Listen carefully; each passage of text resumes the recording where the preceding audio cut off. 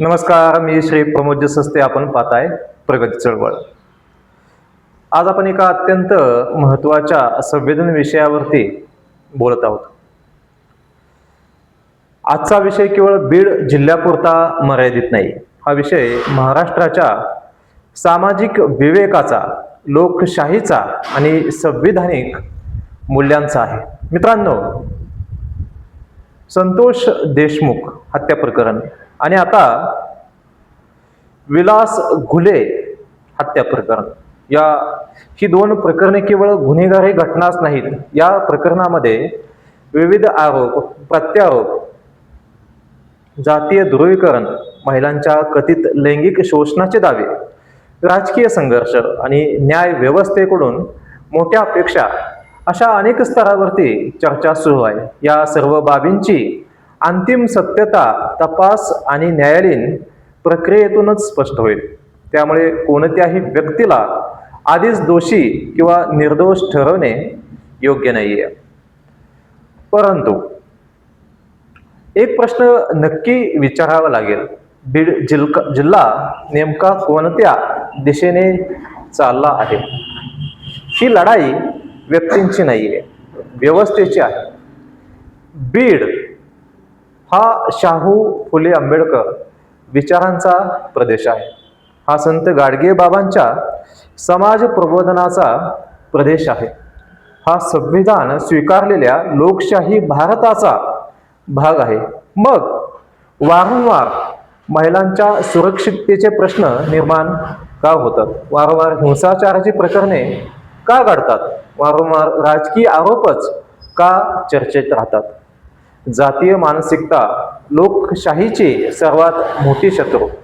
आज कोणत्याही गुन्ह्याला जातीचा रंग दिला जातो. आरोपीची जात, पीडिताची जात, समर्थकांची जात, विरोधकांची जात. मग प्रश्न पडतो, भारतीय संविधानाने आपल्याला नागरिक म्हणून ओळख दिली आहे की जात म्हणून? डॉक्टर बाबासाहेब आंबेडकरांनी दिलेली समानतेची संकल्पना आपण विसरत आहोत का? गुन्हा हा गुन्हाच असतो, त्याला जात नसते. न्यायालाही जात नसते. महिलांचे कथित शोषण समाजासाठी गंभीर इशारा. या प्रकरणामध्ये महिलांच्या शोषणाचे गंभीर आरोप चर्चेत आहेत. जर एखादी महिला भीतीपोटी तक्रार करू शकत नसेल तर तो केवळ त्या महिलेचा पराभव नाही, तो संपूर्ण समाजाचा पराभव आहे. राजमाता जिजाऊंच्या महाराष्ट्रात, सावित्रीबाई फुले यांच्या महाराष्ट्रात महिलेला भीती वाटणे हे आपल्या सर्वांसाठी लाजिरवाणे आहे. राजकारण की न्याय? आज प्रत्येक प्रकरण राजकीय रंगात रंगवले जाते.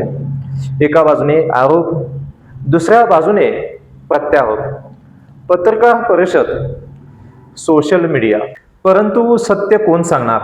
सत्य सांगेल पुरावा, तपास आणि न्यायालय. त्यामुळे राजकीय घोषणांपेक्षा तपासावर विश्वास ठेवणे आवश्यक आहे. बीडच्या सामाजिक आणि शैक्षणिक नेतृत्वाला प्रश्न.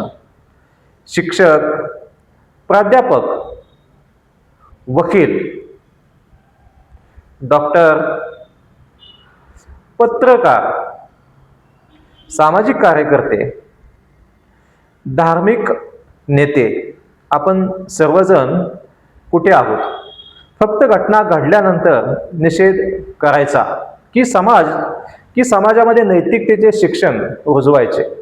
शिक्षण केवळ पदवी देत नाही, ते चारित्र्य घडवते.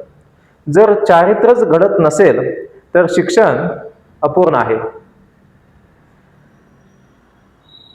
राज्य नेतृत्वासाठी प्रगती चळवळच्या माध्यमातून एक संदेश आहे. मुख्यमंत्री महोदय, गृहमंत्री महोदय, विरोधी पक्षनेते, सत्ताधारी आणि विरोधक, ही वेळ राजकारण करण्याची नाहीये.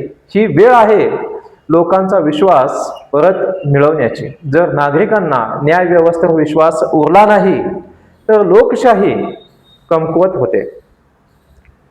माझी स्पष्ट भूमिका आहे. मी कोणाच्याही बाजूने नाहीये, मी न्यायाच्या बाजूने आहे. मी कोणत्याही पक्षाचा समर्थक नाही, मी संविधानाचा समर्थक आहे. आरोप करणाऱ्यालाही न्याय मिळाला पाहिजे, आरोपीलाही न्याय मिळाला पाहिजे आणि निष्पक्ष तपासही झाला पाहिजे. हीच खरी लोकशाही आहे. शेवट बीडला पुन्हा गुन्हेगाराची नाही तर शिक्षणाची ओळख मिळाली पाहिजे. जातीय ध्रुवीकरणाची नको तर सामाजिक सलोख्याची ओळख मिळाली पाहिजे. महिलांच्या भीतीची नव्हे तर त्यांच्या सन्मानाची ओळख मिळाली पाहिजे. आज आपण सर्वांनी एक निर्धार करूया, गुन्हेगार कोणत्याही असो, कायद्यापुढे सर्व समान. न्याय कोणासाठीही वेगळा नसावा. संविधान सर्वोच्च राहिले पाहिजे. मी प्रमोदजी सस्ते @प्रगती चळवळ. धन्यवाद.